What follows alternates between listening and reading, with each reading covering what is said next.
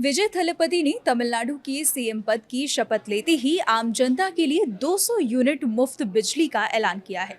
उन्होंने महिलाओं की सुरक्षा के लिए स्पेशल फोर्स की फाइल पर भी साइन किया।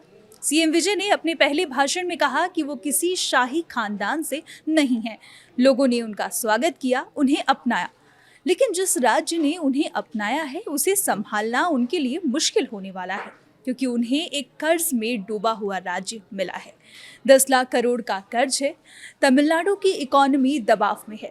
फिलहाल स्टेट का क्या हाल है जानते हैं इस वीडियो में। आप देख रहे हैं न्यूज़ 18 का डिजिटल प्लेटफॉर्म और मैं हूं आपके साथ पल्लवी त्रिपाठी। तमिलनाडु की राजनीति में राज्य के बढ़ते कर्ज को लेकर एक बार फिर सियासी घमासान शुरू हो गया है। नई सरकार बनने के बाद मुख्यमंत्री सी जोसेफ विजय ने राज्य की आर्थिक स्थिति पर चिंता जताते हुए कहा कि पिछली सरकार तमिलनाडु को भारी कर्ज के बोझ तले छोड़ गई है। उनके मुताबिक राज्य पर करीब 10 लाख करोड़ रुपए का कर्ज है और वित्तीय हालत इतने कमजोर हो चुके हैं कि सरकार को अब खर्चों और योजनाओं को लेकर बेहद सतर्क रहना पड़ेगा। मुख्यमंत्री के इस बयान के बाद राजनीतिक गलियारों में बहस तेज हो गई है और विपक्षी दल भी लगातार सरकार को घेरने में जुट गए हैं। वहीं पूर्व मुख्यमंत्री एमके स्टालिन ने इन आरोपों को बढ़ा चढ़ाकर पेश किया गया बताया है। उन्होंने कहा कि तमिलनाडु की अर्थव्यवस्था मजबूत है और राज्य पर जितना कर्ज है वह वित्तीय नियमों और तय सीमाओं के भीतर है। स्टालिन का कहना है कि किसी भी राज्य को विकास योजनाओं, इंफ्रास्ट्रक्चर और जन कल्याणकारी कार्यक्रमों के लिए कर्ज लेना पड़ता है। इसलिए केवल कर्ज के आंकड़ों को दिखाकर डर का माहौल बनाना सही नहीं है। उन्होंने ये भी कहा कि उनकी सरकार ने शिक्षा, स्वास्थ्य, परिवहन और सामाजिक योजनाओं पर बड़े स्तर पर निवेश किया, जिसका फायदा सीधे जनता को मिला।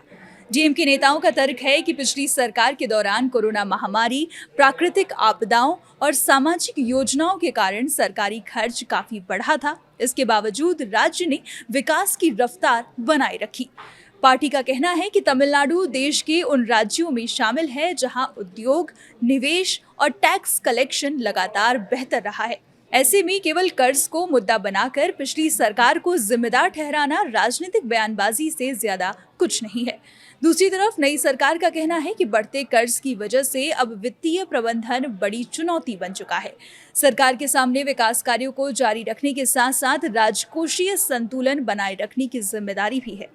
आर्थिक विशेषज्ञों का मानना है कि तमिलनाडु जैसे बड़े राज्यों में कर्ज का बढ़ना असामान्य नहीं है, लेकिन अगर आय के मुकाबले कर्ज बहुत तेजी से बढ़े तो भविष्य में आर्थिक दबाव बढ़ सकता है।